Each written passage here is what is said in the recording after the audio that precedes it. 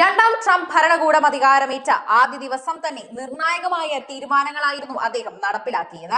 ഞാനാണ് ഇന്നു മുതൽ ഇവിടെ അധികാരി എന്ന് പറഞ്ഞതിനു ശേഷം ട്രംപ് നടത്തിയ ചില പ്രസ്താവനകൾ വാർത്തകൾക്കും ചർച്ചകൾക്കും വഴിയൊരുക്കി. അനധികൃത കുടിയേറ്റം നടത്തിയവരെ ആദ്യ 100 ദിവസത്തിനുള്ളിൽ തന്നെ തിരിച്ചയക്കുമെന്ന റിപ്പോർട്ടുകളാണ് എല്ലാവർക്കും ഇപ്പോൾ തിരിച്ചടിയായി മാറിയത്.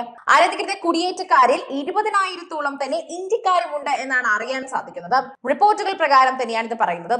20,000-ഓളം ഇന്ത്യക്കാരെ തിരിച്ചയക്കുമെന്ന റിപ്പോർട്ടുകൾ തന്നെ മോദി സർക്കാരിനും വെല്ലുവിളിയാണ്. ഇക്കാര്യത്തിൽ കേന്ദ്രം കടുത്ത ആശങ്കയും അറിയിച്ചിട്ടുണ്ട്. ചാർട്ടർ വിമാനങ്ങളിൽ ഇത്രയും ഇന്ത്യക്കാരെ തിരിച്ചയക്കാൻ അമേരിക്ക തീരുമാനിച്ചാൽ കേന്ദ്രം പ്രതിരോധത്തിലാകുമെന്ന് പറയുന്നു. ഉഭയകക്ഷി ചർച്ചകളിലൂടെ തന്നെ മാത്രമേ ഇത്തരം തീരുമാനങ്ങൾ നടപ്പാക്കൂ എന്ന് ഇന്ത്യ അമേരിക്കയെ അറിയിച്ചതായി സൂചനയുമുണ്ട്. ഇത് കൂടാതെ ട്രംപ് സർക്കാരിന്റെ മറ്റൊരു മുന്നറിയിപ്പിലും കേന്ദ്രത്തിന് ആശങ്കയുണ്ട്. ബ്രിക്സ് രാജ്യങ്ങളിൽ നിന്നുള്ള ഉൽപ്പന്നങ്ങളുടെ തീരുവ ഇരട്ടിയാകുമെന്ന തീരുമാനമാണ് മോദി സർക്കാരിന് വെല്ലുവിളിയാകുന്നത്. കാലാവസ്ഥാ വ്യതിയാനം നേരിടാനുള്ള പാരീസ് ഉടമ്പടിയിൽ നിന്ന് ട്രംപ് പിന്മാറിയതും കേന്ദ്ര സർക്കാരിനെ പരോക്ഷമായി തന്നെ ബാധിക്കും. ഇന്ത്യയും പ്രധാനമന്ത്രി നരേന്ദ്രമോദിയും തങ്ങൾക്ക് വളരെ പ്രധാനപ്പെട്ടയാണെന്ന് വ്യക്തമാക്കി സൂചന നൽകി ട്രംപ് ഭരണകൂടം. ട്രംപ് പുതിയ പ്രസിഡന്റായി അധികാരമേറ്റ ശേഷം അമേരിക്ക നടത്തിയ ആദ്യ ഉഭയകക്ഷി ചർച്ച ഇന്ത്യയുമായിട്ടായിരുന്നു.